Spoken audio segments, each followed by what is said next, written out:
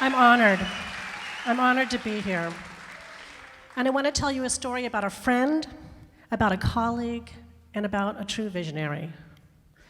I first met Larry, I think, in about 1987, maybe 88. He remembered my name in 1992. I went to my first Burning Man in 1991, and by 1996, I had co-created with Larry, and with many of you here in this room, 5 Burning Mans. I'd like to hear from you here in the audience if you went to Burning Man for the first time in 1996. Let's hear it. Yeah. And whoever I ask what they think of Burning Man, what their favorite Burning Man was, if their first year was 1996, they all say it was 1996.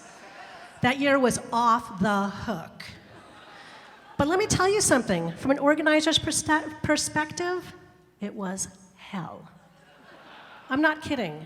Before the gates even opened, I was standing at a birthday party. It may have been Jerry James's. His birthday always falls right in the middle of the event. And I was standing watching this array of big men with huge smiles and huge guns in their hands. And we were singing Happy Birthday. I happened to be standing next to Larry when a radio call came in. And we found out that Michael Fury was dead. That he was playing chicken on his motorcycle while his friend drove his RV, and he lost that game of chicken. This is before the event even began. And some of my friends saw this as such a bad omen that they left. And let me tell you, for the next 3 days, I wanted to leave. There were many times when I wanted to get in my truck and go home. I think it was Saturday morning, maybe. I had a cup of coffee, hanging out with some friends at the ranger station, and another radio call. This time it came in from the rave that we so intelligently put a whole mile downwind of us. And 3 people had been run over in the daylight after dawn in their tents, and 1 person was severely injured by some guy high on some drugs that we didn't even know what they were. And apparently the organizer had a family emergency. I think he saw the writing on the wall and he left. So by the time the burn night happened, I could see a light at the end of the tunnel. I knew that after burn night, people would go home. I'd stay one more night, and then I'd go home. And I really wanted to go home. And I have to say that burn night was epic. You guys were there. Was it not epic? Yeah. It was the first year of a theme. Who knows what the theme was? You shout it out. Wrong! It was not Helco, you guys. Larry was a literary man. Think about all the names of all the themes. Would he name it Helco? It was Dante's Inferno. Thank you. It was Dante's Inferno. Helco was a fictitious company, sort of like Disneyland, that was throwing the show with Aunt Jemima and Mr. Clean and Barbie and Ken, who are both here tonight, and Satan incarnate, also here tonight. And then, my God, that fire show that happened after the stage show with John Law climbing the Helco Tower as it burned and ziplining off just before he burned himself, with Starfucks and McSatans, with Cerebus, the dog from Kalispell-Chick. It was amazing. Then the man burned, and after that, Larry's another amazing vision of his came true for the first time. Larry had the Avenue of Art. He formally introduced art to the playa in a way that was organized. And you walked out the Avenue of Art, and after I did that, I came home and I went to bed, knowing it was almost over. So when I got up in the morning, I was really excited. Spring in my step, smile on my face, crawled out of my little pup tent and stuck my head out of the door and had my mind blown. I thought it was a war zone. There was so much dust in the air because everyone was driving so fast. They were driving right by drunk people lying on the ground. Some people were still high, driving cars. And there were fires everywhere. I mean, literally. And everything that could burn had been burned. All of the spires, the information board, anything that could be was burned everywhere. And I thought, my God, I'm going to become a casualty. So I picked up my tent and moved it close to my friends, and then I thought, okay, what can I do to keep myself safe tonight? I'll put my truck right in front of my tent. Where's my truck? When's the last time I saw my truck? It was before the people got hit in the tents. It was before Michael Fury died. This guy walked up to me with a big smile on his face, and he said, I'd really rather help than just stand around and watch. Do you have anything I can do? I said, here, take the keys to my truck, go drive around, find people who want to work the gate, take them out to the gate, and when they're done, drive them back again. I figured he'd probably be good for a couple hours. He'd find me in center camp. This is 3 days later, and the event's over. And I'm shitting my pants going, oh my God, how am I gonna get home? What was I thinking?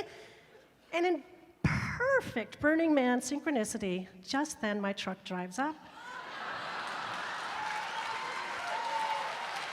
This guy with a big smile gets out, and he says, I had so much fun. My name is Chris Lewis. Call me Space Ghost. Next year, I'm going to come back and run your gate for you. Here's your keys. And he walks away. So that night, I laid down in my tent, really hoping I was going to get a good night's sleep finally. And there was no sleep in my body. I was so overstimulated. I literally lay on my futon and vibrated. I didn't know what to do with myself, and tears started coming down my cheeks. Tears just rolling down my face, and I realized I was falling apart. I honestly lost control, and I started sobbing hysterically. And I don't know how long I lay there in my tent, crying hysterically, but at some point I heard someone outside, and they said, can I come in? And I knew that voice. It was Larry. And I said, yeah. And he crawled over my dusty body and my dusty sleeping bag and my dusty futon, and he lay down behind me, and he hugged me, and he just held me. And he held me for a long time, and I was grounded by him being there. And by him being there, I felt like, my God, there's some normalcy in this world. Things are going to be okay. This is going to end. I'm not responsible for those deaths, that death, that injury. And I started going through this range of emotions, from guilt and fear to anger. And then I turned around, and I vented all of my anger on Larry. I yelled at him so loud, so long. I don't know how long I yelled at him, but I told him this was all his fault. I had been shanghaied and brought out to this place. What was he thinking? None of us are professionals. What are we doing out there? He should be ashamed of himself. He should apologize to every one of us. He should write us thank you notes. I actually told him he should write us thank you notes. Like that's ever going to happen. I don't know when he left. I don't know how he felt about that. I never asked him. In all of these years, and it's been, 25, 30 years, I never asked him about that night. I don't know whether he was offended or whether he learned something, or I don't know. But in the morning, with my throat hoarse from yelling, I packed my car, my truck. I found John Law. John Law and I both agreed that the beauty and the creativity and that anarchistic spirit was too much for too little to support 10,000 people, and that this event was done. We were never doing it again. We're done. So I went home. I went to my therapist. My therapist said, you're dehydrated and exhausted, get some sleep. So I did. For an entire month, I went to work, I came home, I drank water, and I climbed into my dark, dark bedroom, and I slept. Now, granted, this is before the internet, so it was the ruling party of the cell phones and the answering services. So my phone would ring, but I didn't have to answer it. I could just check my voicemails later on. And once a week, maybe I'd get around to it, and at first they were like, woohoo, that was great. A week later, they're like, hey, I didn't see you at such and such. The next week, they're like, are you all right? I'm getting kind of worried about you. And after a month, I finally felt like, yeah, maybe I was all right. Maybe it was time for me to get back in the saddle. So the phone rang when I decided to answer it. And it was Larry. And he said, how are you? I'm worried about you. And I said, thank you. You should be. I think I'm getting better. We chit-chatted about what had happened. And then he said, in 1997, I said, no. There's no 1997. I'm not doing it, and I don't think you should do it either. He said, wait a second. I thought you might say something like that. I've been doing some thinking. What if we made roads and avenues and corners, and people knew what address they lived at so they could find their camps? I said, yeah, that would help. It would help if we got all the fire out of the city too and like put it out in front. And he goes, yeah, I was thinking about that too.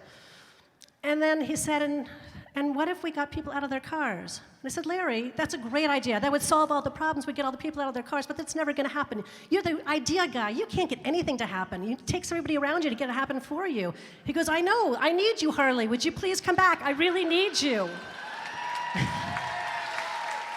And I thought about it. And I thought, he's absolutely right. That would solve all the problems. And then it dawned on me that I wasn't looking at it the right way. It wasn't the anarchy and that thrilling feeling and that being on the edge and being so close to death that was the cool thing. It was the people, and it was the community, and it was the sharing and the creative spirit alive in every one of us. And that's what Larry was after. And he was willing to make a few rules. He was willing to change the way he had been and to throw away the common thinking of all of us, that anarchy and living on the edge was the cool thing, and say, no, it's the people and the creativity. And he was right. So like the chump I am, I said yes. I joined the team. And that next year, we created Black Rock City LLC. We created an advisory board. We got a lawyer. This guy named Space Ghost came back and ran our gate for 2 years. Marion Goodell joined us. We had internal and external communications happening with our community and the outside people that wanted to tell us how to do it. And we had a new theme, and the theme was fertility. And it couldn't be the polar opposite of Dante's Inferno any more fitting. So I really want to thank Larry for giving me the opportunity to see what really mattered and to have a chance to make a difference. Thank you.